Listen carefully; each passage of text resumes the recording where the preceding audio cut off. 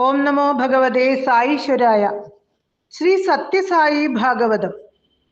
നീ എവിടെയാണെങ്കിലും രാമബ്രഹ്മം.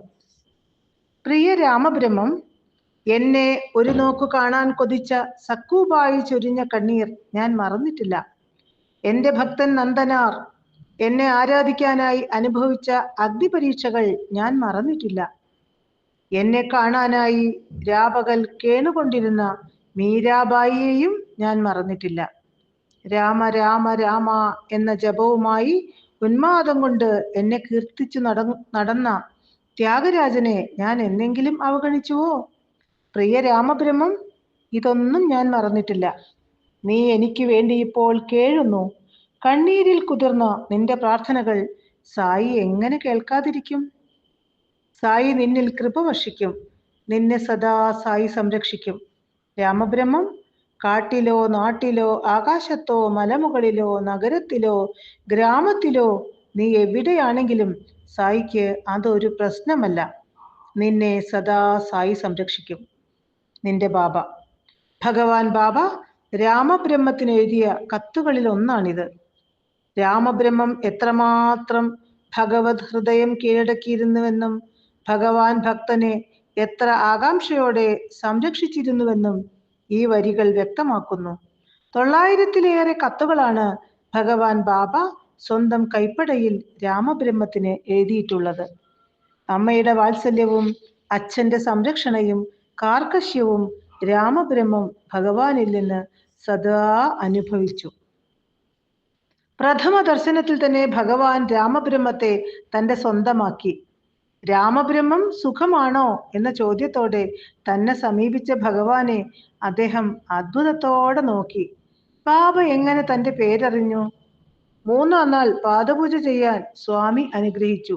പൂജാസമയം സിംഹാസനത്തിൽ സ്വാമിയുടെ സ്ഥാനത്ത് ഷിർദി ഇരിക്കുന്നത് കണ്ട് രാമബ്രഹ്മം തരിച്ചുപോയി.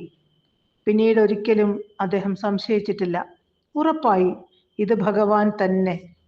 വലിയ നിലയിൽ ബിസിനസ് ചെയ്തുകൊണ്ടിരുന്ന രാമബ്രഹ്മത്തിന് ഇടയ്ക്ക് ഒരു അസുഖം വന്നു. ഡോക്ടർമാർക്ക് രോഗം എന്തെന്ന് പിടികിട്ടിയില്ല. പർത്തിയിലെത്തിയപ്പോൾ സ്വാമി ശ്രദ്ധിച്ചുമില്ല. ബിസിനസ് മെല്ലെ നഷ്ടമാകാൻ തുടങ്ങി.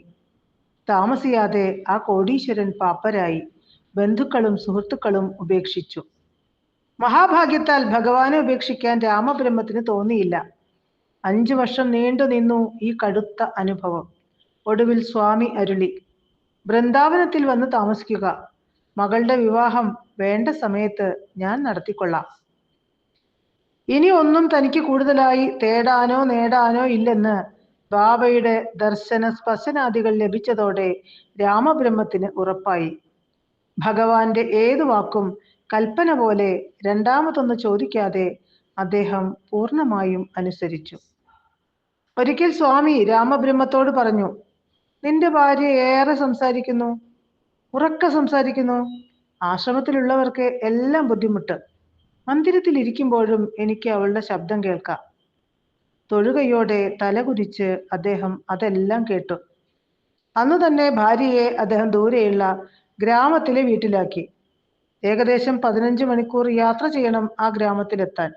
ഭഗവാന് വേണ്ടി എന്തും ആരെയും ഏതു സമയവും ഉപേക്ഷിക്കാൻ രാമബ്രഹ്മം മടിച്ചില്ല. പിറ്റേ ദിവസം അദ്ദേഹം ഭഗവാനെ അറിയിച്ചു, സ്വാമി ക്ഷമിക്കണേ, ഞങ്ങൾക്ക് മാപ്പ് നൽകണേ. ഇനി അവൾ ആരെയും ബുദ്ധിമുട്ടിക്കില്ല. അവളെ ഇവിടെ നിന്നും പറഞ്ഞു വിടാൻ ഞാൻ പറഞ്ഞില്ലല്ലോ, സ്വാമി ചോദിച്ചു.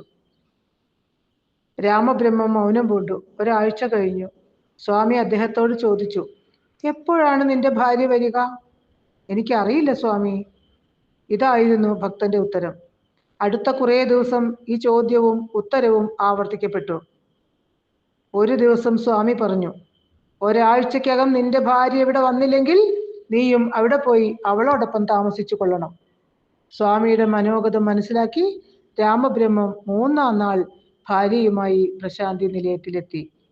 ഭഗവതിച്ഛ എന്തായാലും അതിനെ ചോദ്യം ചെയ്യാതെ ആദരപൂർവ്വം സ്വീകരിക്കുക. അതാണ് ശരണാഗതി. അനുഭവങ്ങളിലൂടെയേ ശരണാഗതി സംഭവിക്കൂ.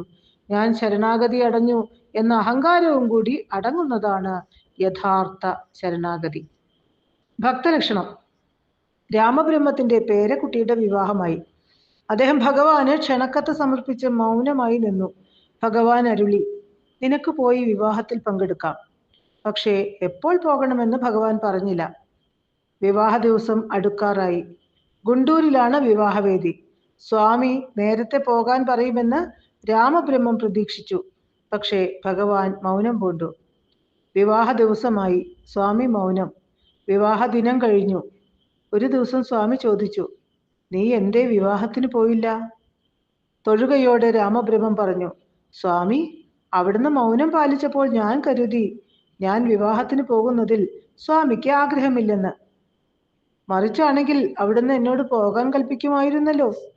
ഭഗവാന്റെ തിരുമുഖം ആനന്ദം കൊണ്ട് തുടിച്ചു.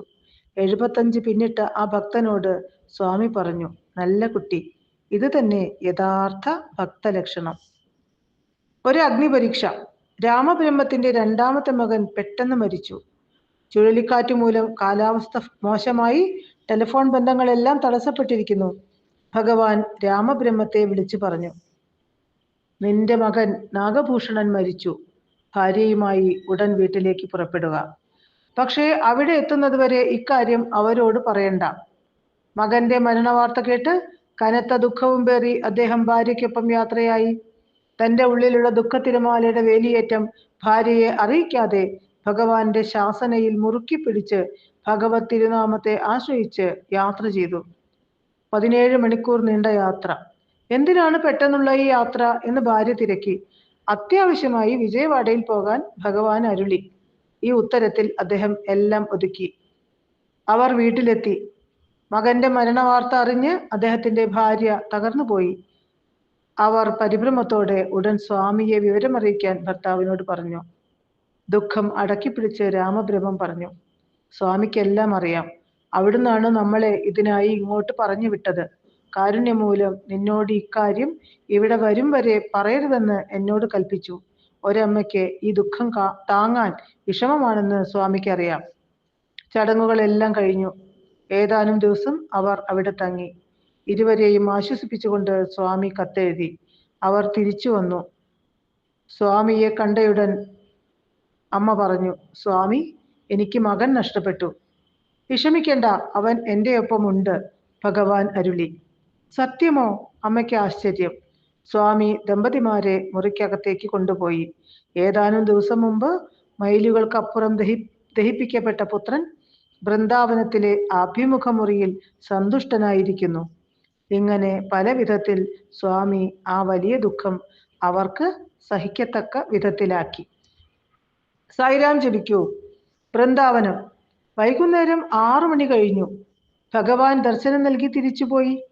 ആ സമയത്താണ് അന്നത്തെ ഉപരാഷ്ട്രപതി BD ജെട്ടി വരുന്നത്. ഭാരതത്തെ സംബന്ധിച്ച് വളരെ പ്രധാനപ്പെട്ട ഒരു കാര്യത്തിൽ ഭഗവാന്റെ അനുഗ്രഹം തേടിയാണ് വന്നിരിക്കുന്നത്. രാമബ്രഹ്മം അദ്ദേഹത്തെ സ്വീകരിച്ചു. ഉപരാഷ്ട്രപതി ഭഗവത് സന്ദർശന കാര്യം അറിയിച്ചു.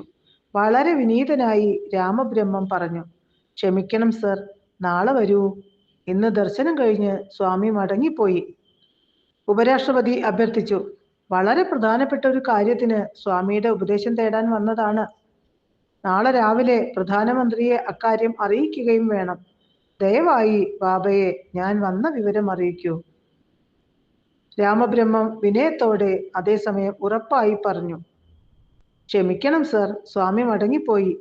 ഇനി ആ വാതിലിൽ മുട്ടി വിളിക്കാൻ ആരും ധൈര്യപ്പെടില്ല. എന്നോട് ക്ഷമിക്കൂ. പിന്നെ ഇനി ഞങ്ങൾ എന്തു ചെയ്യണം? ഉപരാഷ്ട്രപതി നിസ്സഹായതയോടെ തിരക്കി. സർ, എൻ്റെ അനുഭവം വെച്ച് പറഞ്ഞാൽ അങ്ങ് ഇവിടെ ഇരുന്ന് സൈരാം എന്ന് ജപിക്കുക, പ്രാർത്ഥിക്കുക. സ്വാമി തന്നെ ഈ പ്രശ്നത്തിന് പരിഹാരം കാണും. സ്വാമി എല്ലാം അറിയുന്നു. അദ്ദേഹം തൊഴുകയോടെ പറഞ്ഞു. ഉപരാഷ്ട്രപതി ആ ജ്ഞാനവൃദ്ധന്റെ ഉപദേശം അതേപടി സ്വീകരിച്ചു. അവിടെ ഇരുന്ന് സായിരാം ജപം തുടങ്ങി. ഏതാനും നിമിഷം കഴിഞ്ഞു സ്വാമി മുറിയിൽ നിന്ന് പുറത്തു വന്ന് ഉപരാഷ്ട്രപതിയെ കൂട്ടിക്കൊണ്ടുവരാൻ രാമബ്രഹ്മത്തോട് നിർദ്ദേശിച്ചു.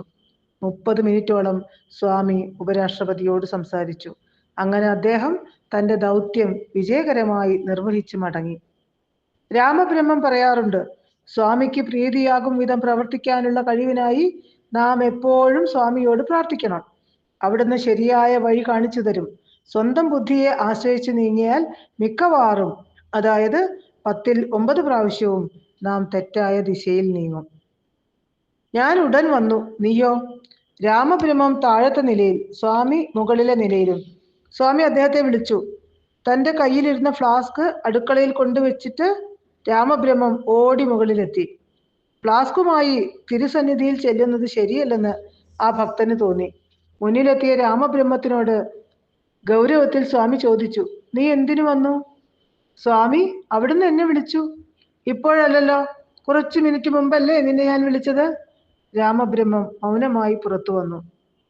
1 മാസം കഴിഞ്ഞു. രാമബ്രഹ്മം ജോലിക്കാർക്ക് പ്രസാദം കൊടുത്ത ശേഷം സ്വാമിയുടെ അടുത്തേക്ക് തിടുക്കത്തിൽ നടന്നു. പറമ്പിൽ പലയിടത്തും കുഴി കുത്തിയിട്ടുണ്ട്. പെട്ടെന്ന് കാലിടറി സൈരാം വിളിയോടെ അദ്ദേഹം കുഴിയിലേക്ക് വീണു. ഒന്നും പറ്റിയില്ല. ഒരു വിധത്തിൽ തപ്പിപ്പിടഞ്ഞ് എഴുന്നേറ്റ് രാമബ്രഹ്മം ഭഗവത് സന്നിധിയിലെത്തി. ഭക്തനെ കണ്ടതും സ്വാമി അരുളി, രാമബ്രഹ്മം, നീ വിളിച്ച നിമിഷം ഞാൻ പാഞ്ഞു വന്നില്ലായിരുന്നെങ്കിൽ നിന്റെ എത്ര എല്ല് പൊട്ടുമായിരുന്നു. പക്ഷെ ഞാൻ നിന്നെ വിളിക്കുമ്പോൾ നീ എൻ്റെ അടുത്ത് വരാൻ വൈകുന്നു. ശരിയാണോ അത്? തൊഴുകയോടെ നിറമൊഴികളോടെ ഭക്തൻ ഭഗവത് പാദങ്ങളിൽ പ്രണമിച്ചു, മനസ്സിൽ മാപ്പും പറഞ്ഞ്. കണ്ണന്റെ ഓടക്കുഴൽ വിളി കേട്ട നിമിഷം ഗോപികമാർക്ക് ഇരിപ്പുറച്ചില്ല. കാരണം അവരുടെ ജീവിതം തന്നെ കണ്ണനെ സ്നേഹിക്കുവാൻ വേണ്ടി മാത്രമാണ്. ഭഗവത് സാമീപ്യത്തിനുള്ള ആ വെമ്പലാണ് ഭക്തന്റെ ഏറ്റവും വലിയ സമ്പത്ത്. എപ്പോഴാണോ ഭഗവാൻ വിളിക്കുന്നത് ആ നിമിഷത്തിനായി സദാ ഒരുങ്ങിയിരിക്കുക. അതിനർത്ഥം എപ്പോഴും ഭഗവത് ശബ്ദത്തിനായി കാതോർക്കുക എന്നല്ലേ? അതുതന്നെയല്ലേ നിരന്തര സ്മരണയും? ഓം തത്സത്ത്.